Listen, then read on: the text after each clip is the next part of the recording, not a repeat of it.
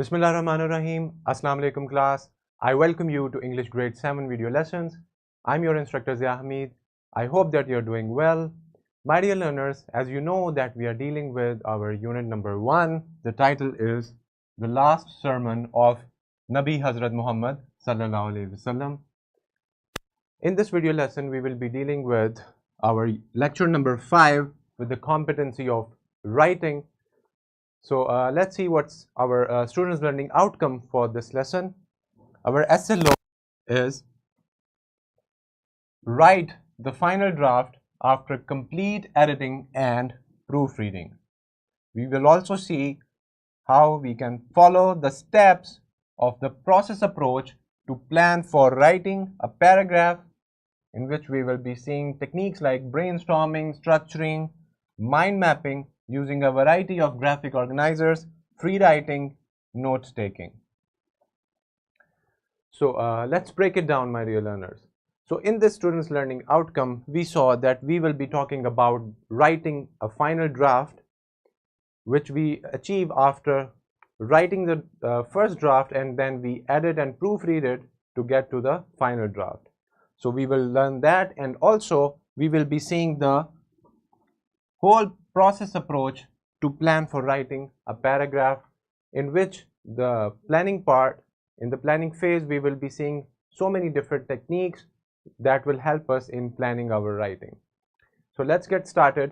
Now here is a vertical linkage of these SLOs with our previous learned SLO in the previous grade. Now, my dear learners, let's move forward with a very interesting brainstorming session for you. You have to ponder upon this question that's right in front of you. I hope that you've read it. Now let's read it together. How do you finalize your written assignment or task? When you are given a task for homework, any assignment, or any written task, how do you finalize it so that you can submit it or you can get it published? Yes. Think about it. Okay, now we know that when we are done with the whole process of editing and proofreading, and we have already reviewed and edited the text, then we are very confident that we can now submit it over to our teacher or professor, or we can publish it, right? You can come up with so many different ideas about finalizing a draft, and what is your procedure when you finalize a written assignment before submitting it. Now, let's talk about planning for writing. It's the first step in the process approach. We know that we have to plan first in order to make a very efficient written work or any assignment. So what is planning? So I hope that you have remember that the process approach to writing is a method that involves several stages. It helps you improve the quality of your writing. So first thing is that it's a method, and then it has several different stages or steps. The first one we are dealing with is planning. Now let's see what is planning. So whenever you write anything, you plan it first in your head. We are familiar with this one. Even when you are writing a text message, you think about what you would like to say and how you would like the message to come across. Planning your writing is when you think about it in advance. So when you think about writing, you plan for it, you come up with your ideas even before you're doing a minor task like sending a text message. You first perceive it in your head, you think about it, you plan, and you choose your words correctly, and then you send it. So this is when we plan everything before writing. Now let's move forward. Can you answer this question by yourself, and then we can read this? Why is it important to plan your writing? Do you think that it holds significance? Yes, it does. So why is it important to plan your writing? There are many reasons why planning is important. It can help you to Number one, record your ideas. Number two, come up with new ideas. Then organize your thoughts. Then check that you have all the information needed or all the information that you need. So this is why you need to keep these points in your mind, that why planning your writing ahead beforehand is important. Now, my dear learners, how to plan your writing? Let's go through it. You can brainstorm, then you structure, you use mind mapping through variety of organizers or graphic organizers, you do the technique of free writing, you do the technique of note taking. So all these techniques are very beneficial when you are planning your writing. So let's talk about brainstorming first. So now brainstorming is all about gathering of ideas from your brain onto the paper. This is why we brainstorm. The variety of ideas and the use of your imagination assist you in producing a lot of material with which to work. Why do we need it? It's the best way to collect your thoughts. It's helpful for organization. It ensures only quality ideas are used in the essay or anything that you are writing, as a matter of fact. So my dear learners, we know that brainstorming is the first step. You put your ideas on the paper and then you follow all these things. You organize your thoughts, you structure it very well before drafting it. So this is why brainstorming is the very first step that you do. Now, we need to think like a journalist, and we know journalists ask a lot of questions. They are very inquisitive and they work like investigators. So act like a journalist. Ask questions like, what is it? Using the questions words in English to explore the topics. The questions like who, where, what, why, when, and how. We have 5 W's and 1 H with how. So keep these in mind and always think about these questions before writing anything. Now, we know that we use different organizers and things like diagrams to connect your ideas. Here we have a mind map or we have a Venn diagram. So mind maps and diagrams are very important. They help you visualize your ideas on the paper in a very good way. As you can see here is that here is a mind map of sports. Sports will be in the middle because it's the main idea, it is the main topic, and then you see that we have different sports, different kinds of sports, then we have different name of the sports. So all these things, for example, if you're writing something about sports and different kind of sports, you can make something like this as a mind map to help you organize your ideas, your categories. Also, we have a Venn diagram and so many other diagrams that you can take help from. Now, let's talk about structuring. What do you mean by the word structure? Yes, organizing in a well-mannered order. Now, let's see. So when we are talking about writing, a paragraph's construction be similar to that of a whole essay. So whether you're writing any paragraph, any passage, multiple paragraphs, essay, or anything fictional or non-fictional, we know that we have to construct our paragraphs or passages. It is very important that it has a logical flow. Now, let's move forward.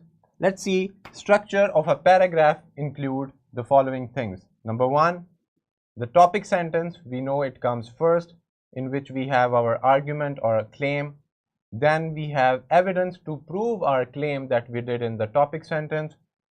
Number 3 and 4 is the explanation of the evidence for the claim that we did. And number 5 is the concluding sentence, the concluding remarks or the sentences. So this is how you organize your paragraphs, whether you're writing essay or any story. Now, what is mind mapping? Let's see. So mind mapping is when we make a mind map, which is a type of graphic organizer. So mind map is a type of a graphic organizer that uses a diagram to visually organize ideas and concepts. The central idea or concept is placed in the center of the diagram, and then related ideas are connected with it. Mind mapping is a way linking key concepts to a central concept. So as we have seen in the previous slides about sports, we saw that all of them, the things, the categories are connected with the main concept that's written in the middle. So this is how we make mind maps. They are kind of organizers which help us organize our stuff or ideas carefully and efficiently. Now, we can see that we have graphic organizers for mind mapping. These three, and there are a lot of different types. So you can use these kind of mind maps or graphic organizers.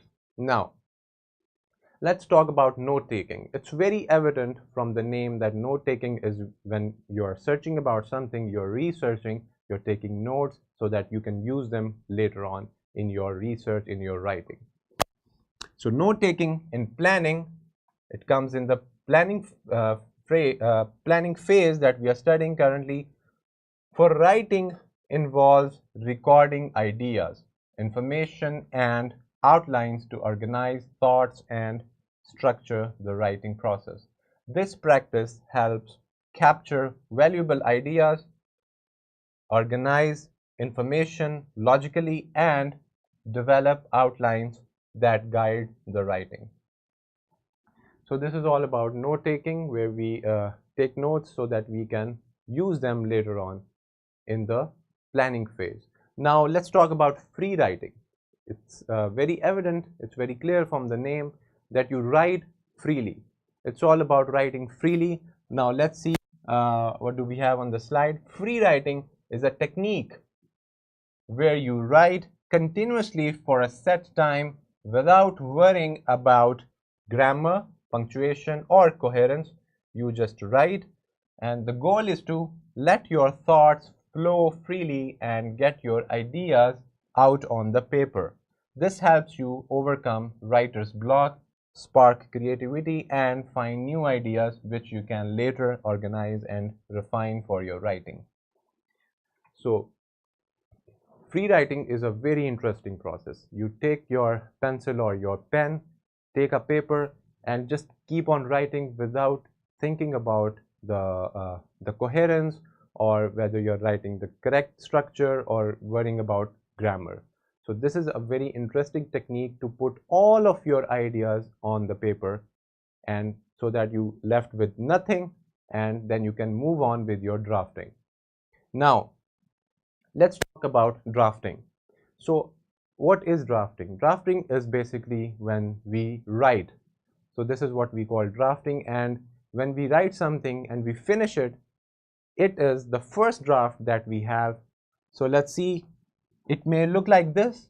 You may draw something also, or you can do doodling or so many other techniques just to help your first draft to elaborate it.